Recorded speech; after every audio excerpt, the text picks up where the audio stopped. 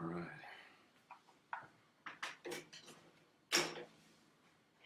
I'm live.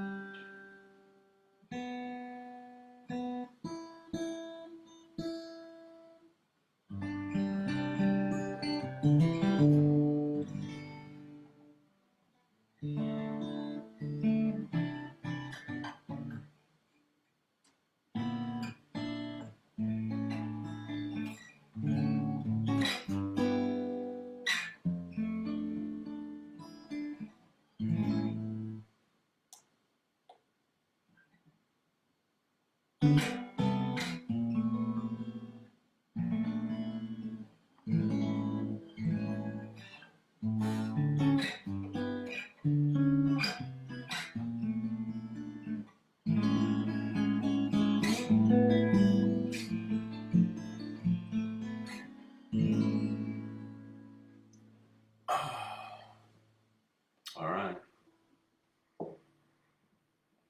I have a live feed. I'm just waiting on the tribe.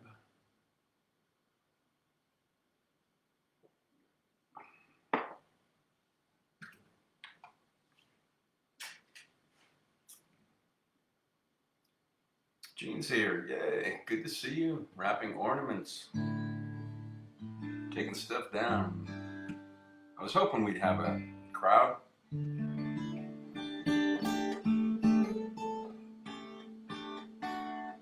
I planned on doing my singer-songwriter Sunday.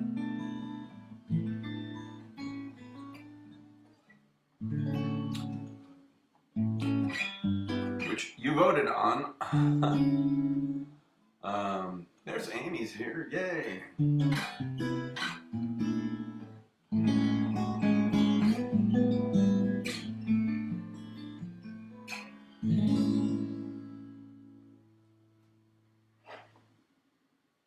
All right.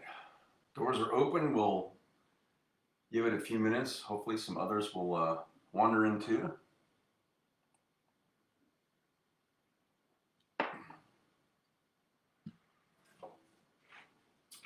I'm gonna turn my fan on low. Just one second.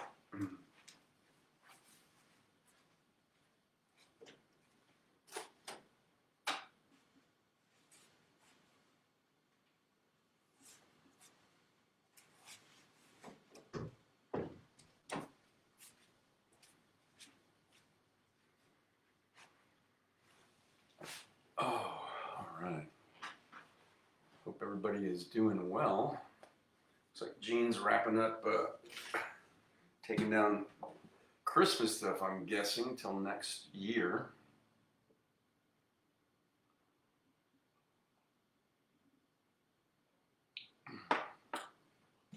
Glad you're all here. Hang on a second.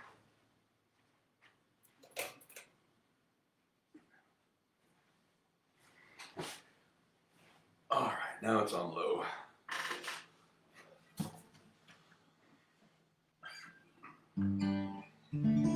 Got some new strings.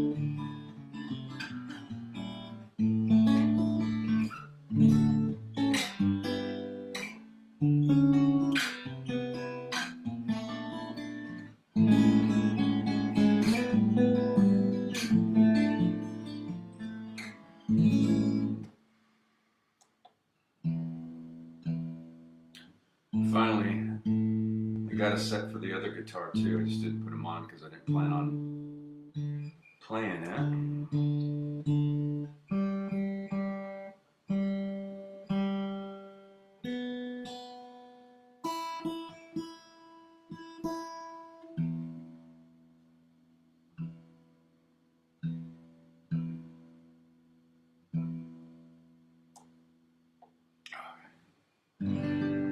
like this brand.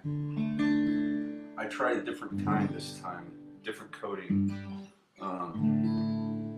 They have a nice resonance to them. So the brand I use is called Elixir, Elixir, and they have some awesome packaging in kind of a wine color looking. It's really neat, but they have this coating that keeps oil and stuff from penetrating in and weakening the strings quicker, so they last a little longer. They have a beautiful sound. Kevin's here. What's up, man? Good seeing you. All right, we'll get another minute or so, and I got some background stories. You voted to whoever was here last time voted to hear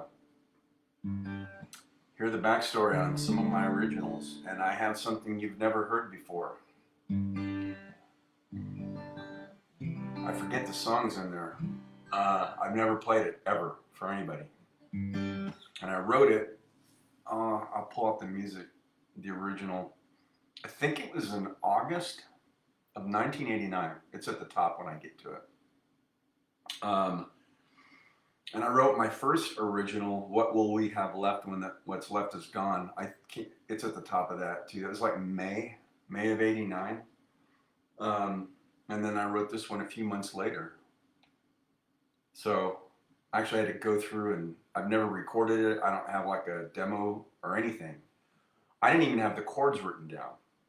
Just the main chords, but not anywhere on the song sheet. What's amazing is that the melody, fortunately, in my head, because I've got other stuff, songs, I found tons of lyric sheets for other songs I wrote, and I have no idea what the melody is for any of those. This one has stayed in my head for over 30 years, and I never wrote it down. So fortunately, it's there. So I had to go through it a few times to kind of figure out how it needs to be performed, because I've never played it. So you're going to be hearing something brand new I've never played ever for anybody. And we will get to that one. Another 30 seconds or so. Hopefully we get some others in, and if not, you guys get a behind the scenes on some of my stuff. I haven't written a whole lot of songs, and I'm not going through all of them tonight. I did this a couple years ago.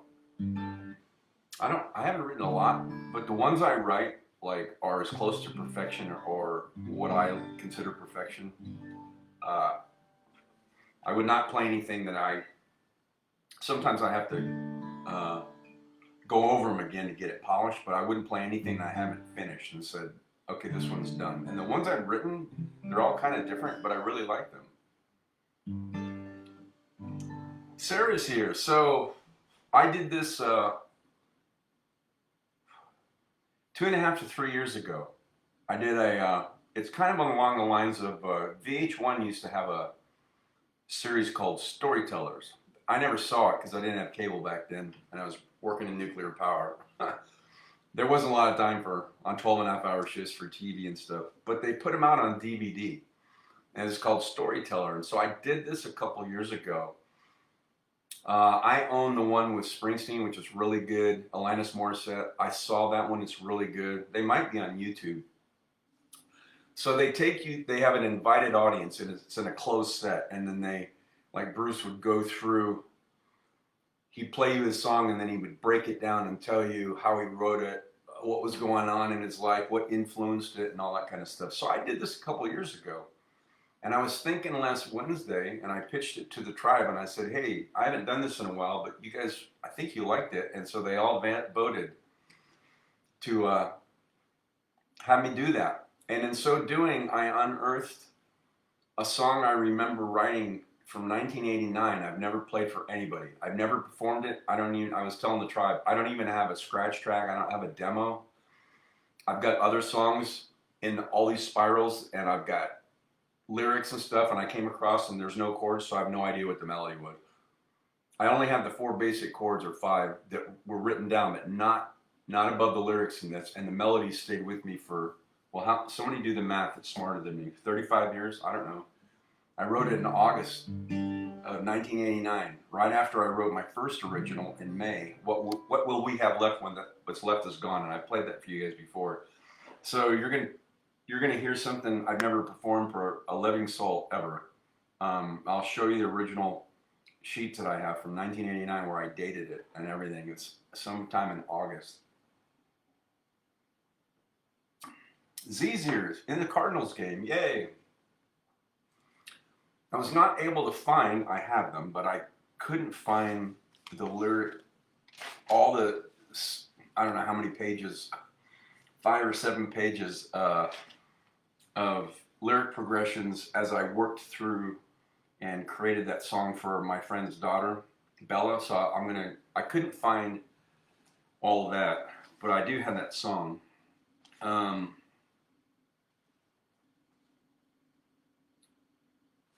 Which one is this? Some of these are, I need more light because I like working in pencil. Oh, so this is Bella's song. So this was after I pretty much got it down. I was just, so it's not a true lyric sheet, but there's probably stuff on here that never made it into that song. But I've got this, I've got that. Here's the one I've never played for anybody. Actually, this is a copy. I made a copy of it, so I have the original somewhere. The 16th of August, 1989. And I wrote my name, my social security number, and I signed it at the top. That's called a poor man's copyright. So this isn't the original. I have the original sheet somewhere, but I found a copy. And it's called I Know. And I've never played it ever for anybody. So you're going to hear that one. I did print out the lyrics for it so I could actually read them in bold. Oh, I've got another one. You would have only heard this if Kevin and Gene, I know, attended most of my Steve Poltz concerts. Gene, do you remember, or Kevin, you guys remember the song that I wrote for Steve Poltz? And I played it at the very last house concert, so that was a while ago. I think that was the title of it. I just get Steve Poltz song. So I found the lyrics. Fortunately, I have a demo, so I went back over it because there's some chord progressions I wasn't sure about. So I've got that. The Stars, no, I haven't done that in a while, but I did. I've played that for you guys before. Steve Poltz, after that last concert, he gave, no, it was one before that. He pulled me into his songwriting game. So instead of 24 hours, because he was on tour and I was working on a movie set as a production assistant, we got 7 days and he gave me the title. And I finished the song, but he never did. So the song title was called The Stars Know, and I wrote it. Oh, here's the lyric. Here's, as I was working out the Steve Poltz song before I finished it. So this is, usually I've got 5 or 7 or sometimes 9 pages of them as a song takes shape.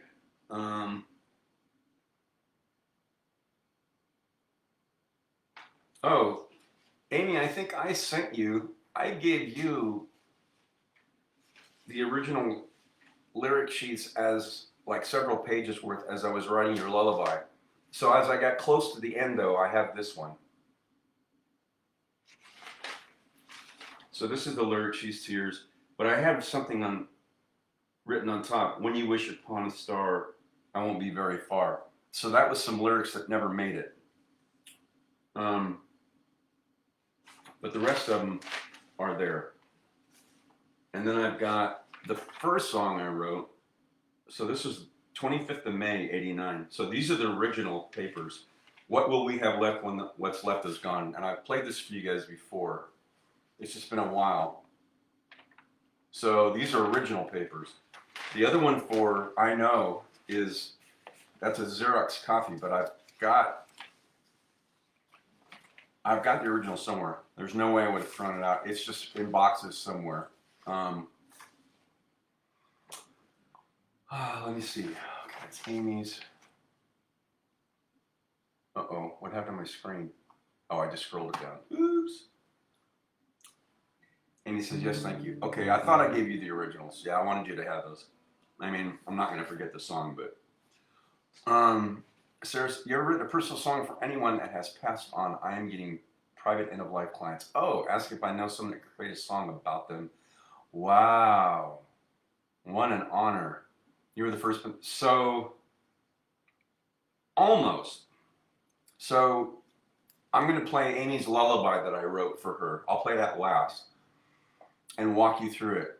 So I wrote that for Amy years ago. And then I had a neighbor next door to me, Pam, who passed away a few years ago. She had cancer. She's a beautiful soul. She used to walk over with her head bonnet on because she lost all her hair to watch me play at the coffee shop. So when she passed, her sisters asked if I would, and her mom, who has since passed away, asked if I would play something at her memorial. And I said, oh, I'd be honored to. And I sent them 2 or 3 samples. And they wrote, one of them texted back and they said, oh my God, that's the one we're all in tears. And it was Amy's Lullaby, Stardust Lullaby.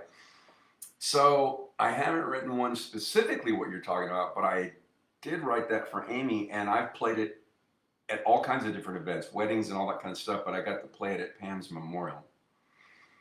I also played it when my roommate, you guys remember when we were in the apartment over 2 years ago, my roommate's little cat, Bubby, passed, and we had to take him to the vet for emergency surgery. He passed that night, and while we were there, I stayed with them, and I brought my guitar, and I got to sing that. It's hard to talk about. I got to sing that lullaby for him because he had a massive stroke and he lost his vision and stuff, and he was hooked up to all these machines, but they said he could still hear. And when Lori and I walked in, he was sitting up looking around, and he knew we were there. And I've never done this before. Sarah, I did as the vet administered the drugs, and he went across the Rainbow Bridge. I did Reiki on him, and I felt I started from his back on his spine. He was laying on his side, and I felt all his energy grow cold from the back all the way to the top of the head in stages. Like the rest of him was warm. So I had my hands off, and I felt, I did Reiki and could feel his energy. I could feel his life force as it left, and it went from his tail up his spine all the way to his head, and then he went cold from there. That was a profound, like, connecting with his energy. But I got to play that lullaby, and the vet and the tech were there, and they were like choking back tears. That was a beautiful moment. So Amy's lullaby song has made the rounds. So I've done so. That's why I got ordained. I've told you guys before. I have either officiated or delivered the eulogies for so many funerals of family and friends that I said, I got to get ordained because I'm tired of doing this end of life stuff. I wanted to do the beginning of life stuff. It was kind of my joke. So I've done a lot of writing eulogies. So I can just tell you, as a songwriter, writing is writing. If you're trying to rhyme stuff, it gets more into the poetry. Amy's a poet. She knows how to do that. So that's the long story to say I'd be very interested. Definitely have to get somebody's story down. See if I answer your question. Getting private analyte, asking them to create a song, play at their funeral. You're the first. Yeah, I'd love to do that. So I've gotten close. Okay. Enough talking. Okay, let's just start with something man, I should have taped these together. 3 pages of lyrics. I just need to have enough light to see them, so I printed them in 22 font and in bold, so I can use this shit pretty good, just with the light from my iMac. Give me a second because they don't stand up easily. So, well, there's 3 pages, so it's not like my usual 2.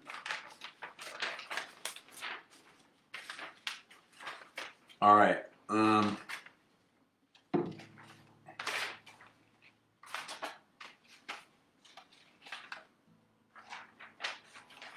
Maybe we can collaborate and create a song for those. Absolutely. I would love to do that.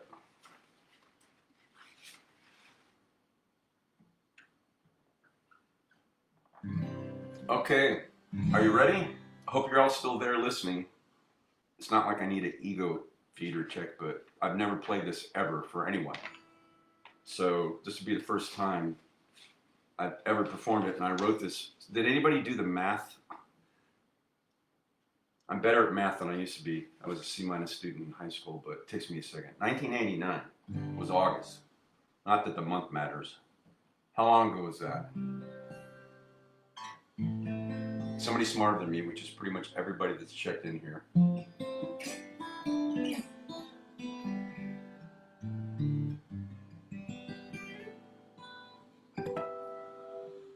Anyway, so I wrote this in 1989. I've never played it. It's called I Know.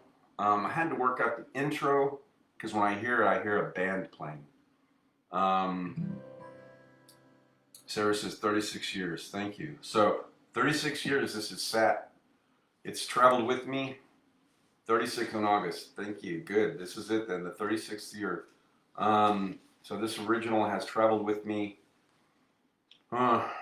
for 36 years, packed away in spirals, all kinds of stuff.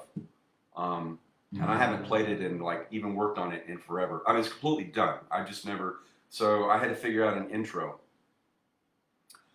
The only thing I'll say about this is, if you ever see that VH1 and Springsteen, songwriters, storytellers it's called, he talks about his like first 3 records, Greetings from Asbury Park and the other 2. He was really into lyrics. He talked about sitting upstairs in his bedroom with a rhyming dictionary on fire. So he had a lot of lyrics. And when I wrote this, it was my second song I'd ever written. I had a lot of lyrics. So there are a lot of words in this song. You'll be able to understand them. It's just that there are more lyrics in this song than I would write today, but it's the way the song came out. So I just wanted to preface by saying that. I'm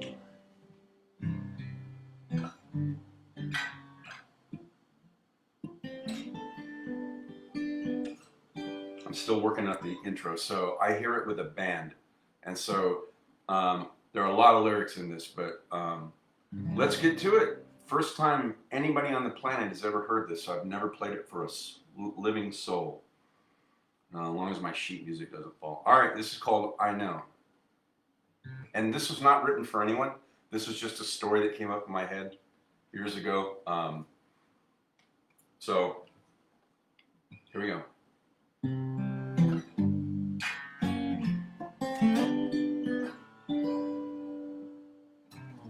No one can ever say you and me ever had a fair shot, baby. No one could ever see everything we were up against right away. Hearts burned by flames from a recent fire. Should've known better than playing with a feeling. Should've stayed away for a little while. Let time take care of the healing. And I know we started too early. Should've given it a little time. We tried to walk along together. It turned into an uphill climb. We thought 2 halves made a whole, baby, not this time. 'Cause neither knew saying I love you was saying goodbye. No way to ever tell you're out too far till you're sinking in the middle. Love blinds like innocence, takes you for a ride, makes it look so simple. Caution by the wayside, we took a big chance, raised our hearts and I'm sailing full romance. A sudden storm at the edge of the harbor, 2 shipwrecked hearts back where we started at. I know we started too early, should have given it a little time. We tried to walk along together, it turned into an uphill climb. We thought 2 halves made a whole, baby, not this time. 'Cause neither knew saying I love you and saying goodbye. We love with a song in the desert. Moon hung low, the rain kept the beat. A million stars twinkled out a melody. Lightning struck, knocked us off of our feet. I swear I heard an angel choir singing harmony. I saw your soul through your brown eyes so deep. But lightning struck again, and now you're gone away. And every day it rains, my tears bitter sweet. No one will ever know the emptiness I feel buried deep inside. But on a dark, wet, rainy night, you might find me in the desert, remembering the time.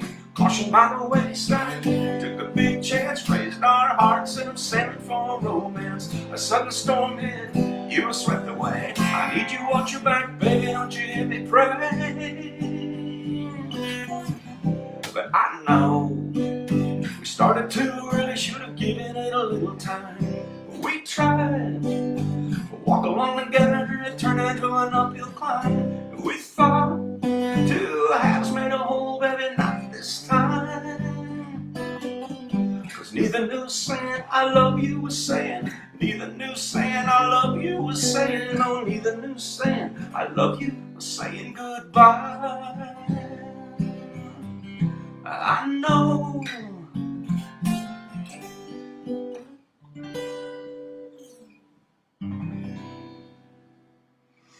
All right.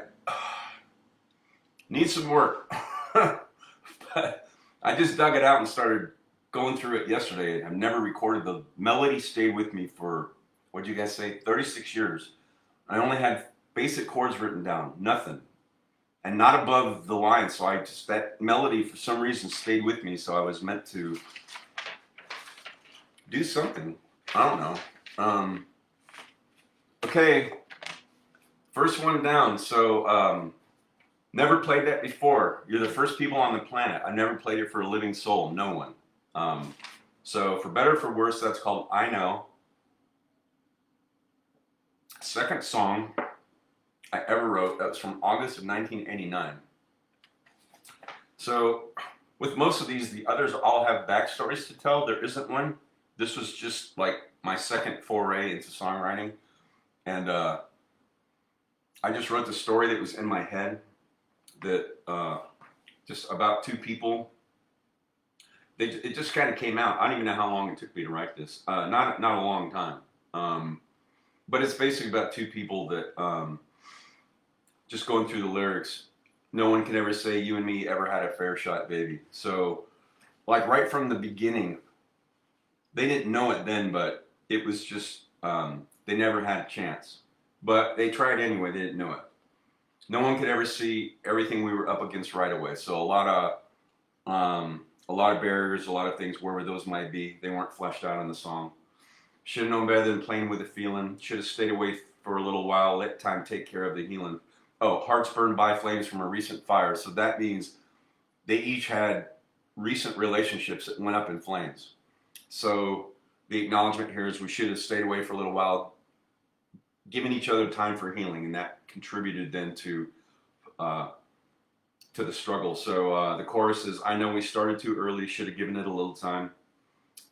So I know we tried and we thought. So those are the three key kind of progressions. They form, those three components form a lot of the story in the chorus. So I know we started too early, should have given it a little time.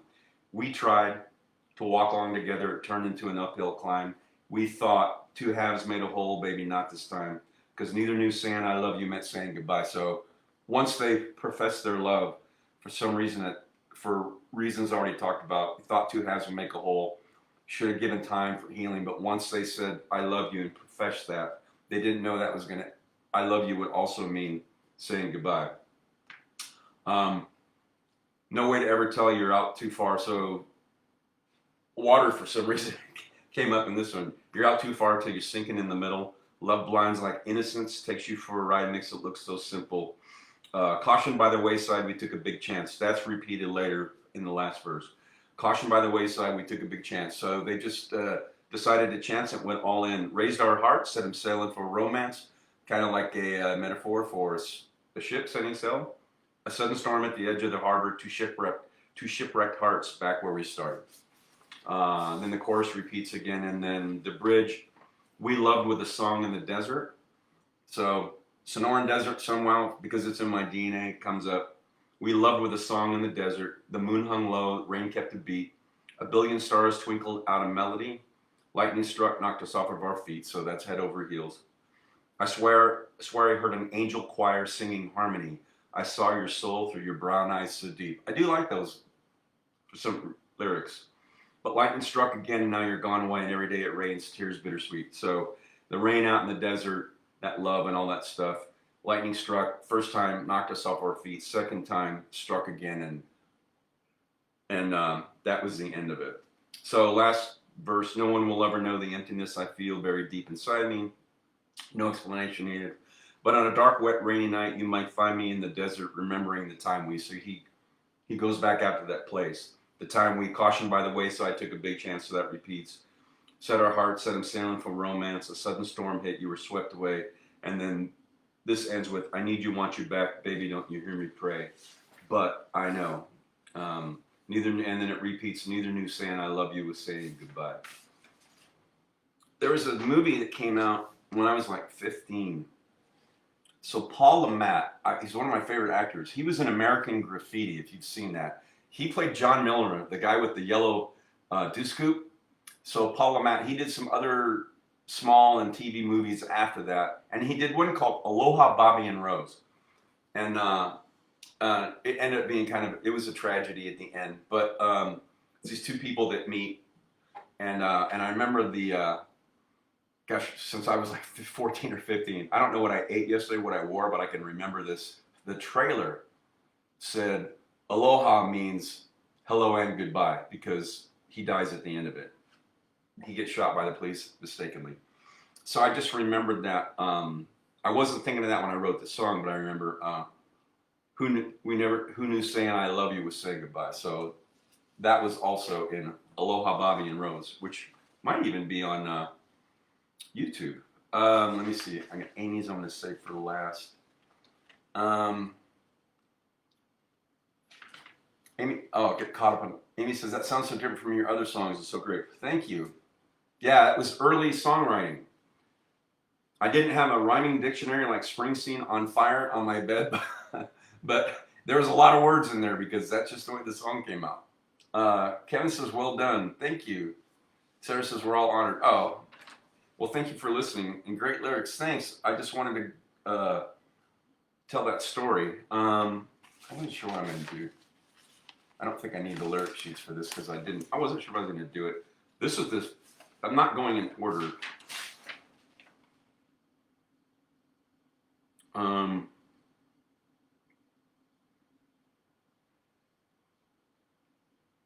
This is the first song I wrote. 3 months before that, I guess I'll play it. I didn't print the lyrics out because I don't think I need them. Hopefully not. I wasn't going to do it, but I guess I may as well. So I wrote this one. This is the first song I ever wrote. I think I can remember the lyrics. So I played this a couple of years ago because I remember my friend Rolly, who passed away. He was he and his late wife too, first wife, were great musicians, and sometimes after work we'd go over and he had a full band room set up, and he really liked this song. In fact, he gave me the ending, which is called the Rolly C. His name was Rolly Carvaccio. And so the little ending was a tribute. And he passed from COVID, but he would check in here, and he got remarried because his first wife passed away, and then his wife said, "Oh, Rolly's singing along. He remembers that song." And that was like 30 years later. He still liked this one. So let's see. I should be able to remember it off the top of my head. So this is called first song I ever wrote. It's got a few words, but not as many as I know. But anyway, this is called "What Will We Have Left When What's Left Is Gone." And I always heard this as a country song. And this is the only one I ever thought really, if I could get somebody to listen to it, not me to record it, but somewhere out there, there'd probably be a country artist that would really do this justice. So, I don't know. We'll see. Okay.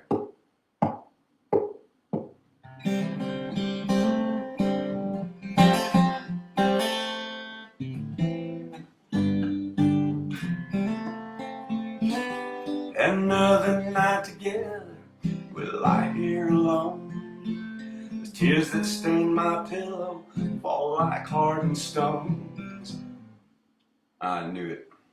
Well, I didn't. To think, I was hoping I would remember. Ain't the love that we once shared is nearly gone, gone. I wish that I could change the past, erase what I've done. There's so much I don't understand, so much I don't know. I once held your heart in my hand, now where did it go? Does love begin or end here? Why has it lost its glow? Did passion take its toll on us? Please help me to know, and tell me, what will we have left when what's left is gone? Can't we do something to right what's wrong? Giving up what we had just seems so wrong. And what will we have left when what's left is gone?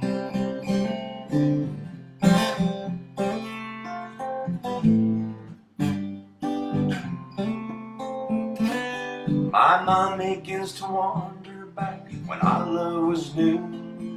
The times we laughed and talked and I gave everything to you. I see I took for granted all that you gave to me. Did passion take its toll on us?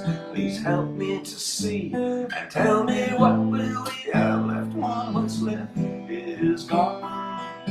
Can't we do something to right what's wrong? Giving up what we had just seems so wrong. Man, what will we have left when what's left is gone? So I lay and watch you sleep. What is it you're dreaming? Could it be of our past glory, or of the day that you'll say goodbye and be free of me? Be free of me. So I slip out of our bed, I'm down on my knees. I never asked for nothing, but I'm begging you please. Lord, I'll do whatever you ask of me. Just please heal all this hurting and restore what used to be. Because what will we have left when what's left is gone? Can't we do something to right what's wrong? If we can't stay together, I don't want to go on. And what will we have left when what's left is gone? Tell me, what will we have left when what's left is gone? Can't we do something to right what's wrong? Giving up what we had just seems so wrong. And what will we have left when what's left is gone?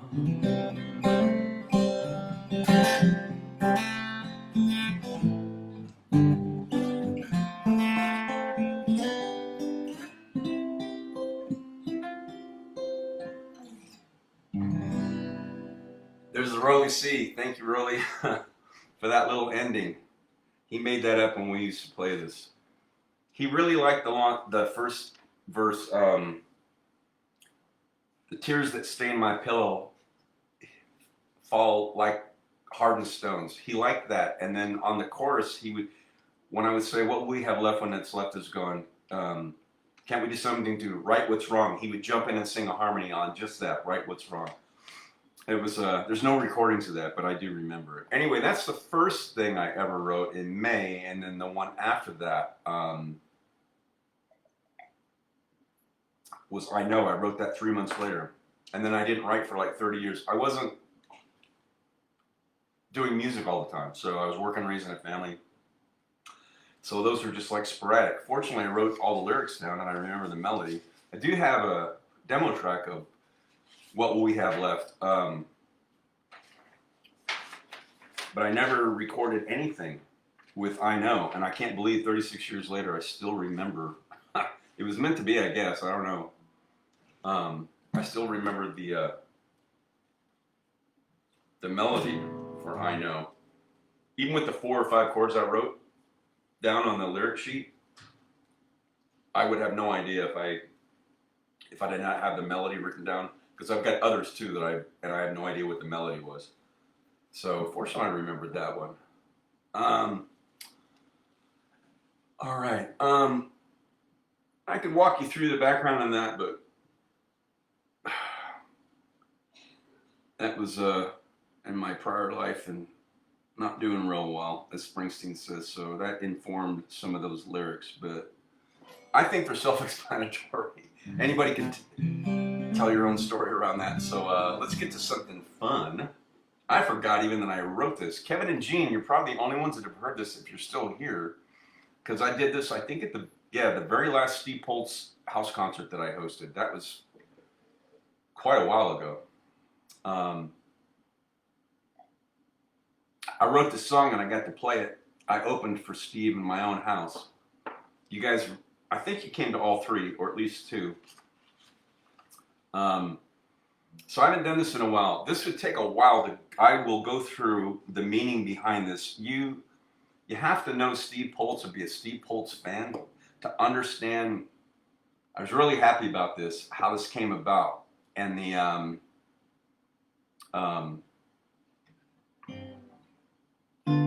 there's tons of references in here that you just have to know his body of music back then anyway. So my buddy Steve Poltz, who discovered Jewel, and they co-wrote that massive hit, You Were Meant for Me, in 1996, knocked the Macarena off the charts. So I got to play this for Steve and I opened for him. It's PG because it's Steve, PG-13 maybe. So, because there are references in here, I'll explain them later. So I haven't done this in a long time.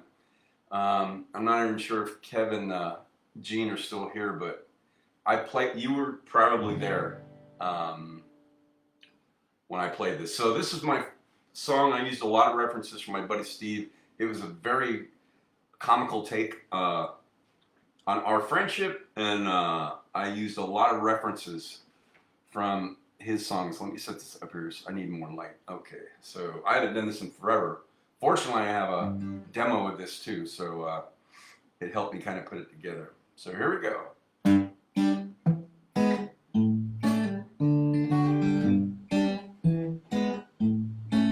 His name is Steve Poltz, on the run from the asylum. They're searching all over, but they're never gonna find him, 'cause he's Steve Poltz, and he's a friend of mine.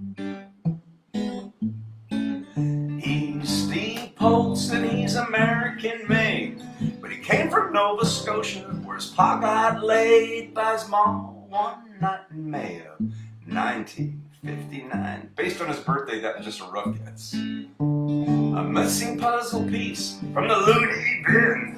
We're throwing him a party and we let you all in. He's Steve Poltz, and he's a friend of mine.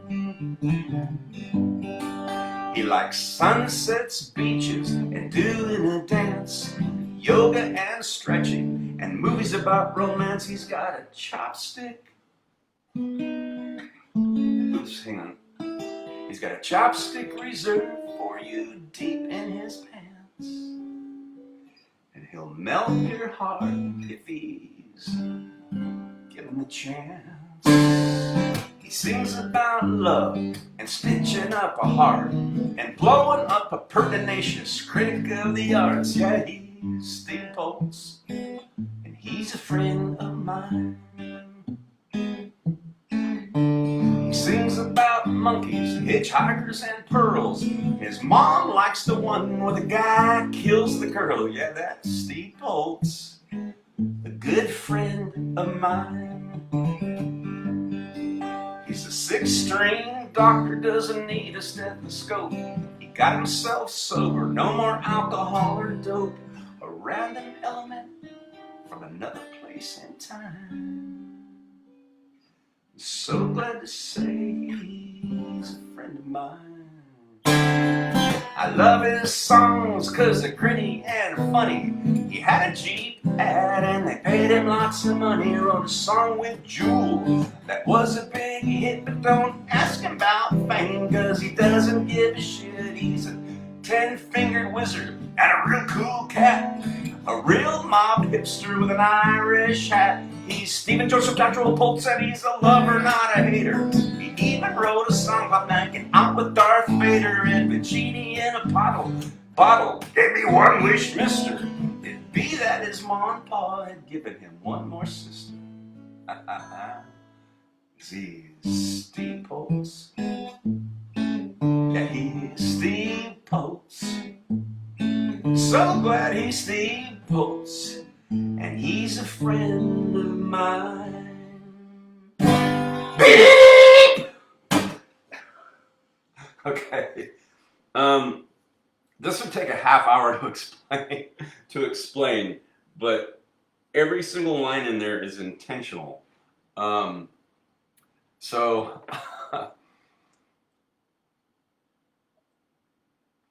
Z says, oh, you're out of the game now. So you would not have heard that either, because I don't think you guys ever made it to a house concert. Yeah, because you hadn't seen Steve.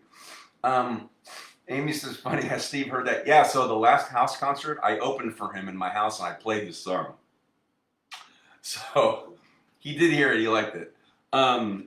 So I'll just quickly go, there's a lot in here. So his name is Steve Pulse, on the run from the asylum, because he always just talks about how crazy we have the similar wiring. On the run from the asylum, they're searching all over, but they're never going to find him because he's Steve Pulse and he's a friend of mine. In other words, I'm going to make sure that he's hidden away. He's Steve Pulse and he's American made. He came from Nova Scotia. So he was born in Halifax, Nova Scotia, and then he has an older sister who was born on actually Steve was born on her birthday a year later in 1960. His sister Kathy was born in February in 1959, same exact day. So, so they moved down to San Diego when he was a kid, and that's where he grew up and went to college and started his music start. So, but he's American made, but he came from Nova Scotia, where his pa got laid by his mom one night in May of 1959. So I backed up February of 60. So he and I were born the same year, 60. I backed it up 9 months and I came up with May. So that's why I said I wasn't there, so just a rough guess. A missing puzzle piece from the loony bin. We're throwing him a party, and we let you all in. He's Steve Pulse and a friend of mine. So I had a house concert. I filled up my house 3 times.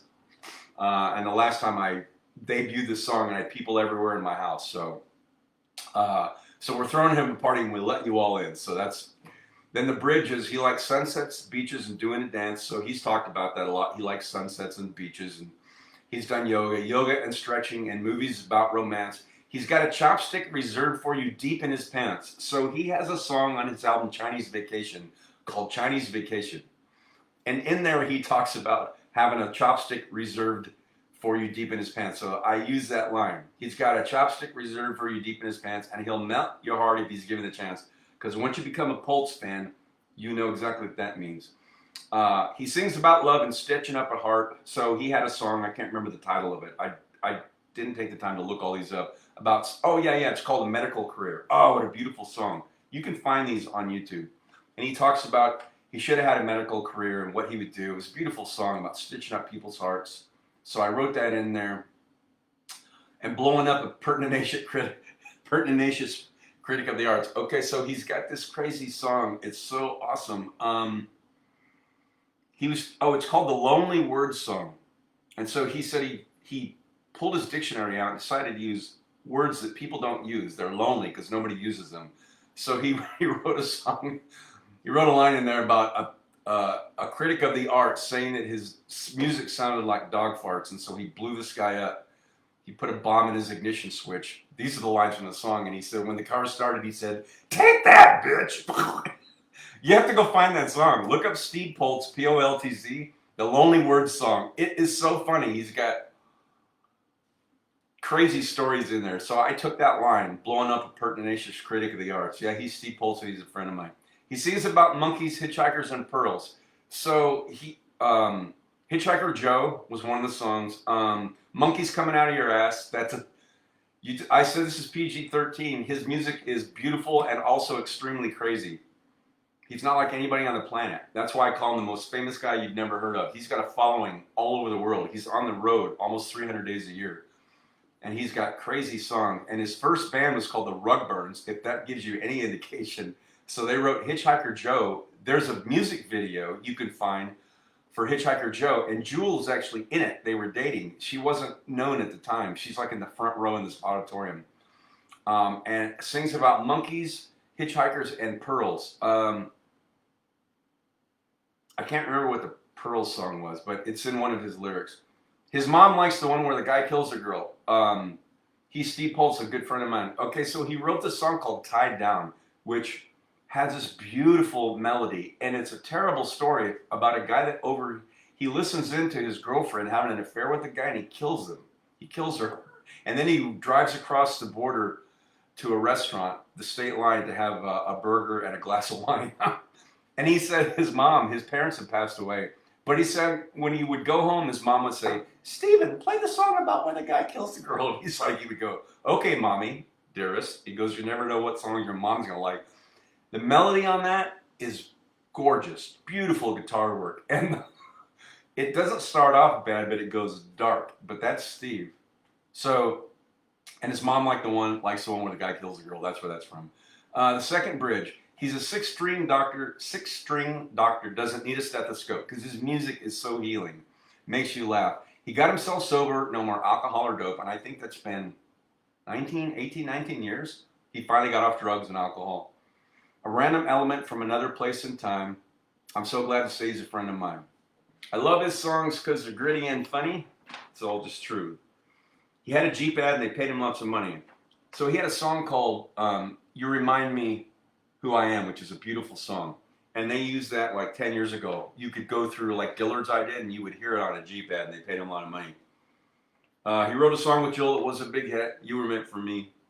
Don't ask him about fame because he doesn't give a shit. That's true. He's said that in many interviews. He doesn't care about fame. He loves music. He pursues it for art. He's a 10-fingered wizard and a real cool cat because he has 10 fingers and he plays guitar like a wizard. A real mob hipster with an Irish hat. He has an Irish hat that he wears once in a while. He's Stephen Joseph Joshua Poltz. I did that quickly. That's because he got confirmed. He was raised Catholic like I was, so that was his confirmation name. Stephen Joseph Joshua. So his name is Stephen Joseph Poltz. His dad was named, his late father was named Joseph. So Stephen Joseph Joshua Poltz. He's a lover, not a hater. He even wrote a song about making out with Darth Vader. He did. I'm trying to remember the name of that song. It's a great, I think it's called the Star Wars song. He wrote it with Anya Marina. It's really funny. Not him making out, but Princess Leia making out with her father. You just have to go listen to it. Anya Marina is just awesome writer too and great stuff. So they wrote that together. If a genie in the bottle gave me one wish, mister, it'd be that Mon Pod giving him one more sister. So at the time I wrote this, I was single and on my own, just like now. And I thought, man, how cool would it be if Steve had another sister? And it wasn't really even about her, but I can't feel bad about it. I just wanted to be his brother-in-law. So that would be my one wish, that is Mon Pod giving him one more sister. Because he's Steve Poltz, so glad he's a friend of mine. Okay, and at the end I went beep. So Steve originally got signed to Mercury Records, and he put out his very first album. I'm blanking on the name. I think it was just Steve Poltz. And then he put out so then what happened was he would, and I didn't learn this until years later when I met him. He put out a second album, and the second album was called Answering Machine. And so what he would do is record like these 30-second little music things, intros with crazy lyrics, and that was his answering. It was on his answering machine back when they had answering machines in the 90s. And his friend recorded these like really lo-fi on a tape recorder. There were like 30-something of them, and his friend recorded every one of them because he would just delete and change them out, and then sent them to him. So Steve put all those tracks, and that was his second album for Mercury Records, and they dumped him because they didn't understand what he was doing. But at the end, he would do like Super Taco Dilemma. He had all these little chord things that he would sing, and that was his answering machine. And at the end, he would go beep. He would make the beep sound. So I added that in at the end. So this is like, you have to kind of know Steve Poltz's music at the time. I've even forgotten the name of some of the songs, but every single reference in there, those things I've highlighted, came from from something about his music. He would know exactly what I'm talking about because all that's a reference to his body of music. So yeah, so Amy, I did get to play that. I hope somebody's still here. I'm sure Amy is. Neat. My dad had the same birthday as his older sister. Isn't that awesome? So, you know, not to get TMI, but Steve's parents and your dad's parents, we can guess what they were doing and when. I'll just leave it at that for that stuff to happen. Oh, here's Amy's lullaby. I knew this was going to take a while to get through, especially that one with Steve Poltz. Oh, here's the, as I was working out the Steve Poltz song. So here's the original Spiral lyric sheet for that. Working out how to write that. Oh, it's already top of the hour. Oh, it's okay. Let's do let's do one more.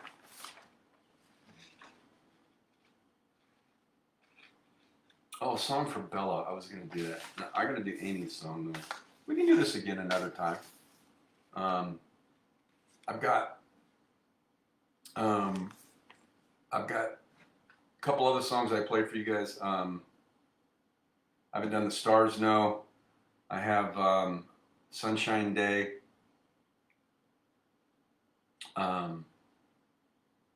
For You. Those are three others I can go through, and then Bella's. Let's save those for the. We'll do this again if you want to. Amy says, "Haha, I think you're the only one left standing, Amy."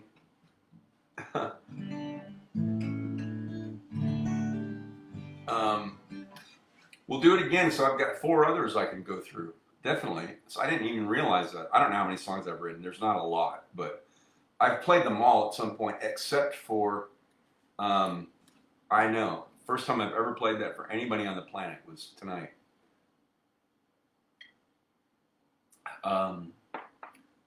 It shows 2 people watching. Okay, that's you and someone.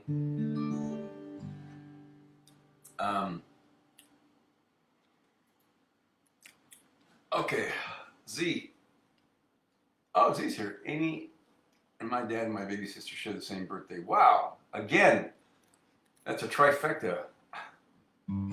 That's a triple shot of what was happening exactly 9 months to the day, 3 times in a row. That's wild. Okay, so I've played this before. I don't see Sarah. She's probably still not here. But this will be on repeat. So this is a song, and I'll tell a little bit about it when I'm done. So this is Stardust Lullaby, the song I wrote for Amy years ago.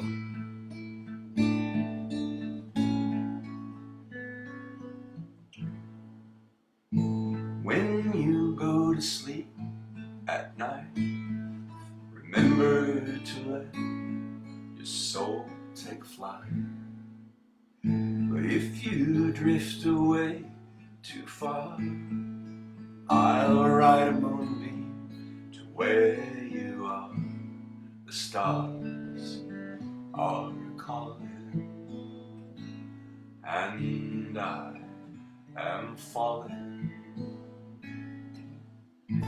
As you lay red to sleep, counting heartbeats instead of sheep, just breathe my name and call me there, and I'll sprinkle stardust in your hair. The moon is calling, and I am falling.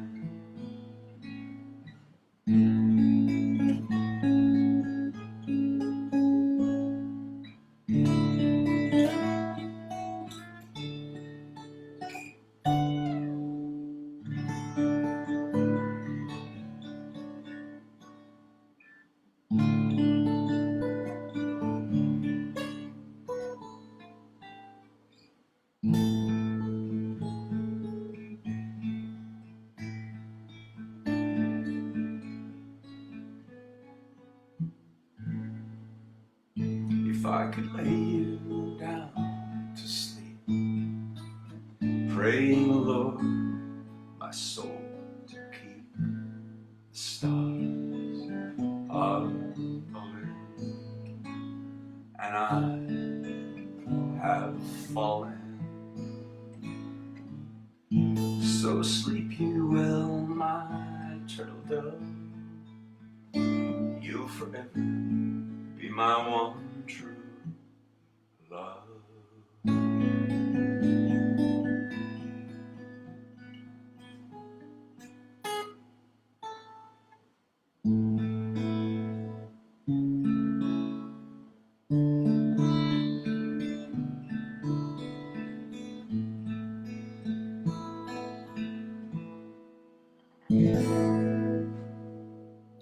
All right. Let's go behind the scenes of that one to finish this off. Amy says, Linda's son Dylan and I share the same birthday. What? Your nephew? Oh, that's awesome. Sarah says, I remember the song you played this for me while on my way to Berry Mountain. Yes, I did. You and Alcinia, I remember that. You guys, because you said you were going to lose signal. See what I mean? I don't know what I ate or wore yesterday, but I remember specific things because they're important to me, I guess. That was important. Alcinia was driving you guys up in a truck, and you said we might lose signal. And I said, well, let me play this for you. That was Amy's song. I forgot about that. Yeah, so that song has just, man, it's found so many places. 3 years ago. Wow. Thank you. Yeah, well, it was written for a beautiful person who inspired that. Yeah, I remember Sarah. Oh. So I would go visit Amy in Ohio, and then so one thing we had in common, it's part of the story a little bit, is January 25th, 3 years. Oh, you're welcome, Amy. Well, I don't know when the 25th is, but I'll have to play something for you special around that time. So Amy and I were really good about spending our own time apart, and then we would really enjoy coming together, and I'm still that way too, a loner, you know. So Amy had a beautiful 2-story house, so she would be upstairs, and in the morning, late morning, because I sleep late, so did she, I'd be downstairs in like my jammies, my flannels like I have on now, because it was cold. It was around, it was in the winter in Ohio. And so I remember sitting downstairs on the floor, on the carpet with my coffee, and she would make coffee, and I would just sit and doodle on the guitar for, you know, a couple hours, and as songwriters, musicians do, and I'm sure poets are the same, need massive amounts of time alone, creatives do. So I would just sit there, and I was just sitting on the guitar, and I would just, it's what you do, you start playing around. Now, so I'm in A, and I'm like, I don't know, I'm barring, and I just start picking out the melody. I go, oh, that's like Twinkle Twinkle, Twinkle Twinkle Little Star, blah, blah, blah. So I just started playing with that, and then I just started.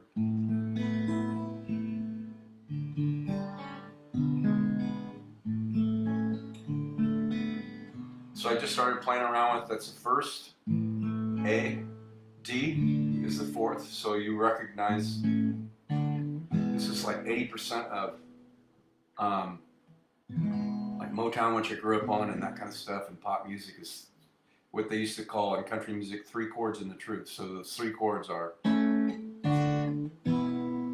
you've heard that in every song, and this happens to be in the key of A, so it's A, D, and E. That's the first. So whatever key you're in, the major chord, this is A, it's called the first chord. Not to get off on a music lesson, but I guess I am for 10 seconds. So, can you hear how those sound? La Bamba. La Bamba. La Bamba, necesito una poca de gracia. Those 3 chords in that order. That's country music, that's pop music, Motown, you name it. It's built around often just 3 chords. And so those 3 chords are the first, the fourth, and the fifth, because they sound like that. One leads to the other. So it's called the first because that's the major chord. So if we're in A, and and you want to know what the next chord that should sound like that is, you count 1, including A, B, C, and D. And that's D. And then E is the 5th, 4th, 1st, 4th, and 5th. So anytime you see that reference, that's what that is. So I was just sitting like doing in A, and then probably doing some stuff in D and G, and all of a sudden, you know, I'm just picking out a pattern, and that's how that started. Then I remember I was working in San Clemente at the time, so I was back there, and on Saturdays I would wake up in the morning and have my coffee and sit in my little bedroom bungalow 7 minutes by foot from the San Clemente Pier and Beach. And I would just work on the songs, and so I started working on that. And then I remember, so Amy and I were always 3 hours apart. We're both night owls, so I would call her late at night, and she's had lifelong like migraines, which I've shared here before. Nothing, I'm not violating HIPAA rules or anything. So she would lay down with her cell phone under her head, and I would just, I don't know, I still just call it like my love language. I would talk about like, I would picture her because I knew what her bed looked like. And Amy, I think you had that zebra black and white like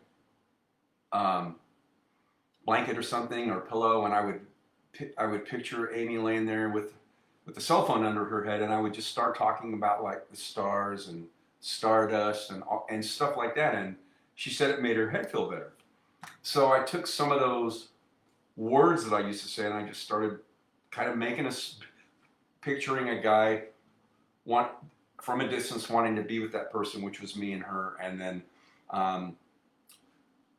and coming in and sprinkling stardust. If you drift away too far, that's based on some people that, not necessarily astral projection, but there was a 30-year therapist that I know that's Pacific Islander, and she does a lot of energy work, and she talked about, I told her I would have these wild dreams, and she said, are they very specific? And I said, yeah, I don't necessarily know the people in them, but like they're not just nonsensical. It's like there's people and things and conversations. And she goes, you might be a dream, I don't remember, it's not a dream chaser, it's a people who actually go to other places in their dreams. And I was like, what? So this was years after I heard the song, but I had heard this concept before, or I came up with this concept about if a person could like visit, like if I could visit her at night when she's sleeping, and I would slide in like on, you know, on a star vapor, or bring stardust and sprinkle it on her head to help her sleep.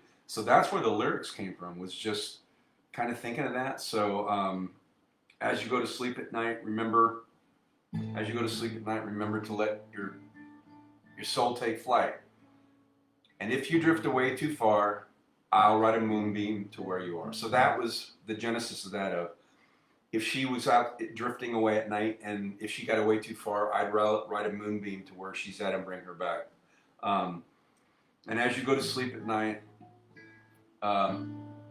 counting, as you lay your head to sleep, counting heartbeats instead of sheep. I just like that, thinking of counting heartbeats instead of sheep. Just breathe my name. I love that line. I don't know where I came. It was like not thinking about my name, like a person who's laying there, and it's like divine breath. Is what I came up with. Just breathe my name and call me there, like call me to you, and I'll sprinkle stardust in your hair. So I like slide in on Moonbeam. I bring stardust and sprinkle it on her hair, and then it was like the moon is calling and I am falling. So so I had already fallen, but in the song it's like, and I am falling, I am falling. And then there's the interlude, which is, I couldn't even write this today, I don't know how I did it, but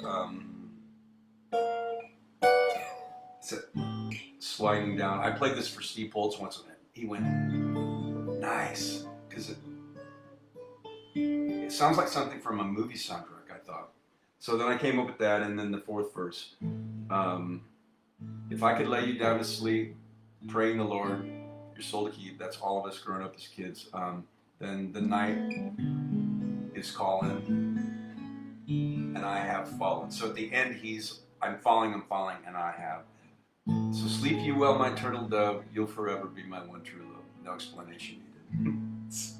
So, and then the ending. that was Amy's song, Stardust Lullaby. That's the quick genesis behind it. I didn't realize how much I forgot that I had played that. Sarah, as you and Alcenia were taking Buff up to his final resting place. I did get to play that. You guys were checking in from the road. So I played that for you. I played it at weddings. I played it for my friend Pam's memorial. Yeah, so Amy inspired that whole song. So that's her song. So I always say that. It's her song. So that'll do it for the singer-songwriter edition of Soulful Sunday. I hope you enjoyed it. You guys, it was a fan-voted thing, I'll call it, last Wednesday, because we had a couples on Friday night, so I wasn't here. So I said I would do this, and I just realized I've got 4 other songs that I can go through next time. We'll do this again if you guys want, and I'll give you the backstory behind those and how I wrote those too. But yeah, that song, I know I've never played that for anybody ever. So this is the first time it's like a brand new song, but it was written 36 years ago. I can't believe that. It took me a little while to get it out there. But thanks for being here so I could play those for you. I hope you enjoyed it. I enjoyed going behind the scenes and sharing the musical journey. Amy says, beautiful gift. Yes, thank you for inspiring it. It's always nice to have people that are interested in how songs get written. I'm as clueless as anybody. Like Springsteen, Steve Holtz, they all have their own version of Springsteen. Says they come from the ether. Even Steven Tyler has said, I can't take too much credit for these. You know, they just come to you. Steve talks about tuning in like it's a radio station. If you tune in the right station, these happen. Sometimes I've written songs in 14 minutes. Sometimes they take 7 days and 7 weeks, even on one. So, but I've got 4 more that we'll do next time. Amy says, thank you for the stories. You're welcome. Thanks for hanging in here with me when I call overtime. I got started a little late. Anyway, if you enjoyed that, we'll do it again. Maybe next Sunday. I don't know. We'll just pitch it during the week and see what you think, and then it'll give me the chance to find lyric sheets to some of those other songs. I didn't look for all of those. They're in spirals and different books and that kind of stuff. I kind of narrowed them down to one little file folder, but some of them are just kind of in piles of other stuff. I have to unearth them and find them. But I enjoyed doing that. Thank you so much for listening. And as always, namaste. The divinity in me recognizes and honors the divinity in you. Thank you for keeping yourselves healthy, those immune systems bolstered up. Thanks so much for tuning in and giving me an audience for this, especially I don't play a lot of my own songs. I don't know why, but it's not that I dislike them, but I just figure you guys want to hear, covers, which I do too. But it is nice to reflect and go back and kind of open up a time capsule and talk and remember when I wrote certain songs, and then the decades between those and actually starting to write other songs. And then it's been a long time since I've done that too. 7, 8 years since before I started school in 2017. So 8 years this year. So I've got tons of unfinished stuff I should really get to while I'm here. So I want to do that. Oh, all right. I've talked long enough. You're welcome, Z. Thanks for tuning in. Amy says, nice to listen. Possibly again. Oh, you guys are going to get that snowstorm. Stay warm, my beautiful friend. Stay warm. Yes, in addition to immune system, health, you and your cat, your kitty, Zowie, you guys stay warm and cuddled up inside that beautiful home. And hope you don't have to travel too much in it. 8 inches. I mean, it sounds like a winter wonderland, but not to live in it probably is a lot. So, yeah, we're going to dip down in the 60s. We got our cold front.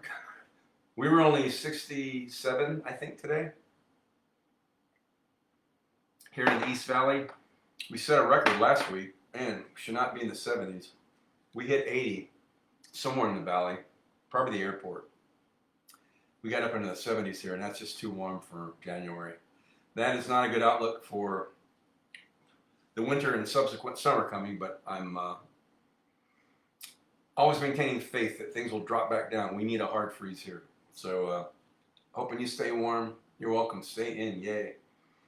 All right, tribe. Thanks so much for being here, as always, for this Sunday Singer-Songwriter Edition. Enjoy the rest of this Sunday as you're sliding into the beginning of your work week.